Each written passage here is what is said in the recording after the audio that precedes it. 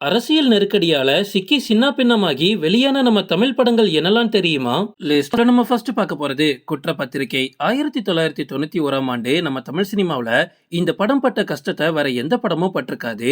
அவ்வளவு பெரிய இன்னலுக்கு ஆளாகியிருக்கு. ராம்கி, ரகுமான், ரோஜா, ரம்யா கிருஷ்ணன் அப்படின்னு நிறைய பிரபலங்கள் ஒன்னா சேர்ந்து நடிச்ச படம் தான் இது. இந்த படத்தை ஆர்.கே. செல்வமணி தான் டைரக்ட் பண்ணியிருந்தாரு.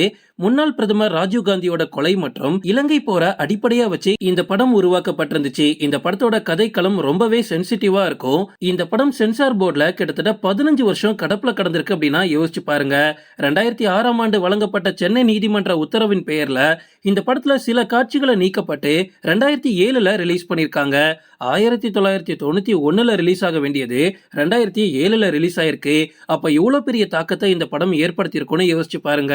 லிஸ்ட்ல நம்ம அடுத்து பார்க்க போறது பராசக்தி. 1952ல திமுக தலைவர் கருணாநிதி திரைக்கதை எழுத கிருஷ்ணன் மற்றும் பஞ்சுவின் இயக்கத்துல சிவாஜி கணேசன், எஸ். ராஜேந்திரன், பண்டாரி பாய் ஆகியோரோட நடிப்புல வெளியான படம் தான் இது. இந்த படம் ரிலீஸ் ஆனது ஒரு தீபாவளிக்கு. இந்த படத்துல இந்துக்கள் மற்றும் பார்ப்பனர்கள் பத்தி தவறான முறையில சித்தரிச்சிருக்காங்க அப்படின்னு சொல்லி மிகப்பெரிய கலவரமே ஏற்பட்டுச்சு. இதனால இந்த படத்தை கண்டிப்பா தடை பண்ணியே ஆகணும் அப்படின்னு போராட்டம்லாம் நடத்தினாங்க. அப்போ ஆட்சியில இருந்த காங்கிரஸ் கட்சியும் இதுக்கு ஆதரவு கொடுத்தாங்க. ஆனா அப்ப இருந்த முதல்வர் ராஜகோபாலாச்சாரி ஒரு வழியா மறுப்பு தெரிவிச்சு படத்தை வெளியிட அனுமதி கொடுத்தாரு. லிஸ்ட்ல நம்ம அடுத்து பார்க்க போறது இனம். 2013ஆம் ஆண்டு இந்த படம் ரிலீஸ் ஆயிருக்கணும். சந்தோஷ் சிவன் இயக்கத்துல தான் இந்த படம் எடுக்கப்பட்டிருந்துச்சு. ஆனா இந்த படம் நம்ம தமிழ்நாட்டுல ரிலீஸ் ஆனது என்னவோ 2014ல தான். இலங்கை அரசுக்கும் விடுதலை புலிகளுக்குமான போரை மையப்படுத்தி எடுக்கப்பட்ட படம் இது. இந்த படத்துல நிறைய விஷயங்களை தப்பா சித்தரிச்சிருக்காங்க அப்படின்னு சொல்லி சிங்கள அரசுக்கு ஆதரவா இந்த படம் எடுக்கப்பட்டிருந்ததா சொல்லி திராவிட கழகம் மற்றும் மதிமுக மிகப்பெரிய போராட்டம்லாம் பண்ணாங்க. அதனால இந்த படம் 2014ல ரிலீஸ் ஆச்சு. ரிலீஸ் ஆகியும் எந்த பிரயோஜனமும் இல்ல. ஏன்னா ரிலீஸ் ஆன 3வது நாளே எல்லா தியேட்டர்ல இருந்தும் இந்த படத்தை எடுத்துட்டாங்க. லிஸ்ட்ல நம்ம அடுத்து பார்க்க போறது விஸ்வரூபம். நடிகர் கமலஹாசன் டைரக்ட் பண்ணி அவரே நடிச்சிருந்த படம் தான் விஸ்வரூபம். 2013ஆம் ஆண்டு ஜனவரி மாசம் இந்த படத்தை ரிலீஸ் பண்ண பிளான் பண்ணாங்க. ஆனா இஸ்லாமிய அமைப்புகள் எல்லாருமே மிகப்பெரிய எதிர்ப்பை காமிச்சாங்க.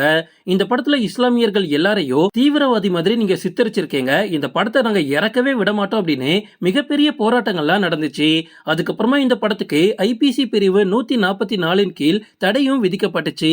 அதுக்கப்புறமா கமல் ரொம்ப போராடி தான் இந்த படத்தையே ரிலீஸ் பண்ணாரு. லிஸ்ட்ல நம்ம அடுத்து பார்க்க போறது டேம் 999. சோகன் ராய் இயக்கத்துல உருவான படம் தான் இது. முல்லை பெரியார் பிரச்சனையை அடிப்படையா கொண்டு எடுக்கப்பட்ட படம் இது. இந்த படம் வெளியாக இருந்த நேரத்துல தான் தமிழ்நாடு மற்றும் கேரளா இடையே முல்லை பெரியார் பிரச்சனை உச்சகட்டத்துல இருந்திருக்கு. இதுக்கப்புறமா எதிர்க்கட்சி தலைவர் கருணாநிதி கேட்டுக்கொண்டதின் பெயர்ல அப்போதைய முதல்வரா இருந்த ஜெயலலிதா அம்மா தமிழகத்துல வெளியிட தடை விதிச்சாங்க. அதை எதிர்த்து டைரக்டர் சோகன் ராய் உச்ச நீதிமன்றத்துல வழக்கு தொடுத்துமே 2013ஆம் ஆண்டு அந்த வழக்கை தள்ளுபடி பண்ணிட்டாங்க. லிஸ்ட்ல நம்ம அடுத்து பார்க்க போறது இருவர். 1997ஆம் ஆண்டு டைரக்டர் மணிரத்னமோட படைப்புகள்ல ரொம்பவும் முக்கியமான ஒன்னா இது பார்க்கப்பட்டுச்சு. மோகன்லால், பிரகாஷ்ராஜ், ஐஸ்வர்யா ராய், கௌதமி, தபு அப்படின்னு ஒரு மிகப்பெரிய நடிகர் பட்டாளமே இந்த படத்துல நடிச்சிருந்தாங்க. தமிழ் திரை உலகம் மற்றும் அரசியல்ல தனக்குன்னு நீங்காத இடத்தை பிடிச்ச 3 முக்கிய தலைவர்களான எம்ஜிஆர், கருணாநிதி மற்றும் ஜெயலலிதா ஆகியோரோட வாழ்க்கையை அடிப்படையா வச்சு எடுக்கப்பட்ட படம் தான் இது.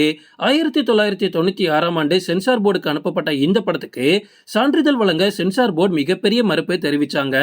அதுக்கப்புறமா தயாரிப்பாளரோட தொடர் முயற்சியால 8 பேர் கொண்ட கமிட்டிக்கு இந்த படம் மாற்றப்பட்டுச்சு. படத்தை பார்த்து அவங்களும் சர்ச்சைக்குரிய சில காட்சிகளை நீக்க சொன்னாங்க.